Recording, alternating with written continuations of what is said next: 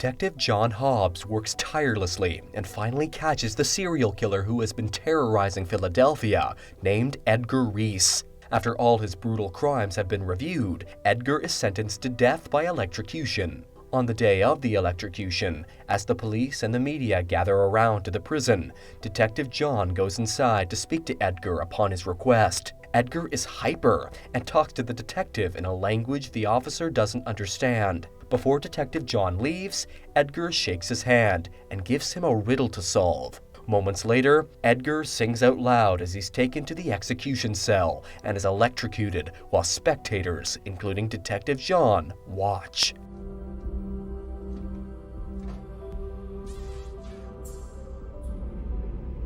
A couple of hours later, Detective John lets loose with his partner, Detective Jonesy, and his colleague, Detective Lou, before he heads to his suburban home, where he lives with his intellectually disabled brother, Art, and his nephew, Sam. Meanwhile, on the other side of town, Charles uncharacteristically insults his boss and quits his job. In the wee hours of the night, Detective John is disturbed by a silent call and wonders who could be messing with him. Elsewhere, Charles makes himself a neat bowl of cornflakes for breakfast and silently eats while his victim's body lies in the bathtub, before discreetly following Detective John to the police precinct. At the precinct, as soon as Detective John arrives, he receives an anonymous call and is tipped off to Muskovich's apartment. Detective John and Detective Jonesy go to the victim's apartment to check out the crime scene and are disturbed to recognize that it matches Edgar's MO to a T, with the same fatal needle of poison by the side of the body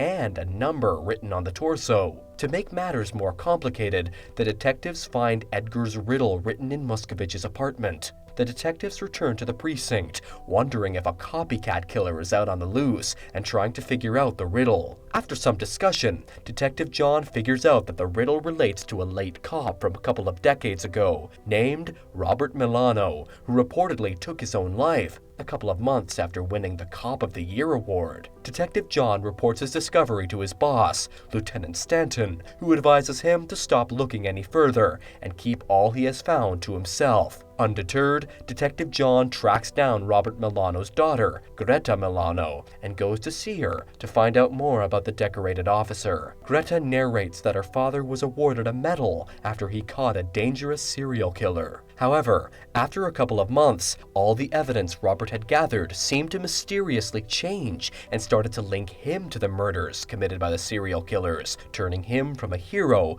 to a prime suspect overnight. Before he could be formally charged, knowing he had no chance of beating the evidence, and even though he was innocent, Robert went into his cabin out of town and took his own life. At the end of her narration, Greta declares that she can't share anything else for fear of being targeted and walks the detective out. Is he a homicidal maniac who hates you on sight, or is it nothing? Elsewhere, Charles bumps into a man as he rushes home. There, he calls his work and asks when his next shift is, but is shocked to learn that he has already quit. Moments later, someone knocks on Charles's door.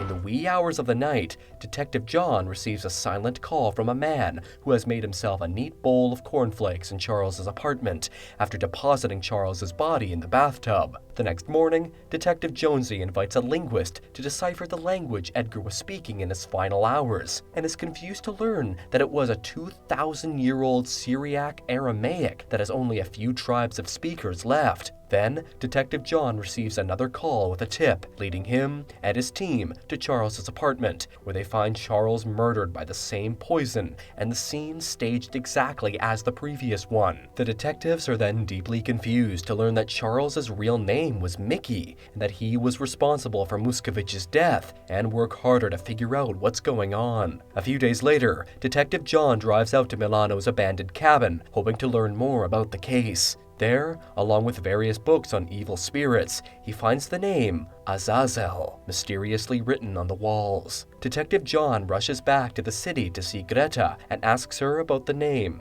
Upon hearing the detective's question about the name, Greta clams up, advises him to stay out of the case so that he and his loved ones can be safe, and storms off. At the precinct, Detective John is baffled to be informed that both of the killers had called his house right after they committed the murders. Before he can process the implication of that information, the translation of the Syriac Aramaic comes through and is revealed to be a detailed and vicious rant that threatens to make Detective John's life as miserable as possible. Detective John starts studying all the texts he can find on Azazel and finds out that it's the name of an evil spirit. And if that doesn't work? The next morning, at the precinct, Detective Lou, along with other staff, spontaneously starts singing, one after the other. Shocked by the sequence of events, Detective John follows the transfer of songs out of the station, calling on it in Syriac Aramaic. Beware my wrath. Deeply disturbed by what he has witnessed, Detective John once again goes to see Greta and demands she give him more information about the evil spirit. Greta reluctantly tells the detective that Azazel is an evil spirit that invades a human host for survival and moves from one to the next through touch, looking to destroy humanity. She adds that Edgar was possessed by this spirit at the time he committed the brutal serial killings, and that the spirit became obsessed with the Detective John because he couldn't possess him by touch while he shook his hands as Edgar. Greta and the detective then decide not to be seen in public, and a friendship starts to form between the two, as the detective comforts and calms Greta. At the precinct, Lieutenant Stanton informs Detective John that his fingerprints have been found at both the murder scenes, which has made him a suspect, and sends him home for the day. At his home, the detective is shocked to hear that Sam has attacked his father, realizes that he must have been possessed by Azazel, rushes to see him in the front yard, and learns that the spirit has already transferred to Sam's friend, Toby. Detective John chases Toby around and sees the spirit transferring from him to a man the young boy comes in contact with. Detective John chases all the different people Azazel possesses until the spirit enters a school teacher and threatens him with a gun. Detective John shoots and kills the schoolteacher in self-defense as multiple witnesses watch in shock. Azazel then leaves the dead teacher's body and enters a bystander, through whom it taunts the detective. As the police come to study the scene, Lieutenant Stanton informs Detective John how damning the situation is for him and takes him to the precinct for further discussion. There, the lieutenant learns that the late school teacher had a pregnant wife at home and that he recently had gotten a big promotion at work, and rules out Detective John's theory that the school teacher wanted to die and baited the detective to kill him. The lieutenant takes Detective John's gun and alerts internal affairs of the situation. Detective John is devastated to realize that he killed an innocent man, and after chit-chatting with his best friend, Detective Jonesy, heads home. There, he calls Greta, who informs him that Azazel wants to destroy human civilization, and that once its host dies, it can only survive to travel for a single breath. The next morning, Detective John is terrified to find a mysterious writing on his mirror and Sam's chest. He then immediately goes to check on Art and is devastated to find him murdered in his sleep in the same manner as the rest of the victims. Then, before he can process this, Detective Jonesy calls to inform him that all the witnesses from the school teacher's shootings have mysteriously changed their testimony, have all unanimously pointed at the detective to be the aggressor, and warns him that Detective Lou has been sent to his house to apprehend him. Detective John gets Sam ready as fast as possible, runs out of his window, and escapes just as the cops arrive. After being chased around the city by cops, Detective John manages to escape capture, and after explaining what's going on, takes Sam to Greta's house. There, the adults spend the whole night reading different literature on Azazel and discussing how to proceed. Detective John details his plan to stop Azazel once and for all, and asks Greta to take Sam far away from there and give him a normal life. He then wakes the young boy, and the two share an emotional and sweet farewell. At dawn, Detective John shares a private, understanding moment with Greta, bids her farewell, and leaves for the cabin to complete his mission. On his way, Detective John calls Detective Jonesy, the only person still on his side, and the two chit-chat for a few moments. At the cabin, Detective John takes time to go through his plans once more, and, as he mentally prepares for what's to come, he feels Azazel's presence around him and calls out to him in Syriac Aramaic. In the evening, Lieutenant Stanton and Detective Jonesy arrive at the cabin, hoping to peacefully convince Detective John to turn himself in. After confirming it's just the two of them that came to get him, Detective John is conflicted as he realizes that Azazel must be inside one of them. The lieutenant orders Detective John to drop his gun so that he can apprehend him,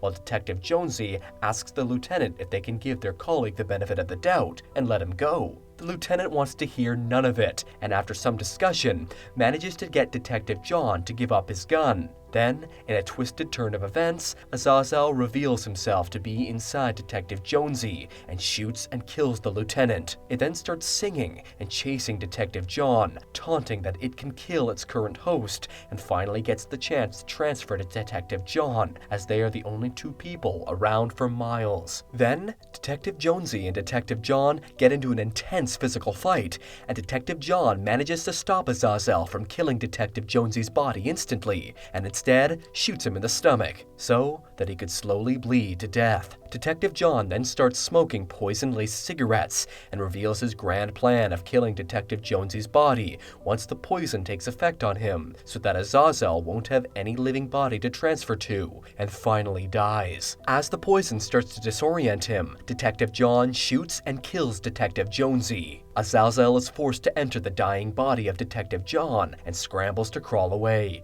looking for another host, ranting out loud how Detective John has beaten him at his own game and trapped it to its death. However, a few moments later, as Azazel struggles to stay alive in Detective John's body, a stray cat passes by and comes in contact with it. See you around. The end. Don't forget to like this video and subscribe to our channel. Thanks for watching.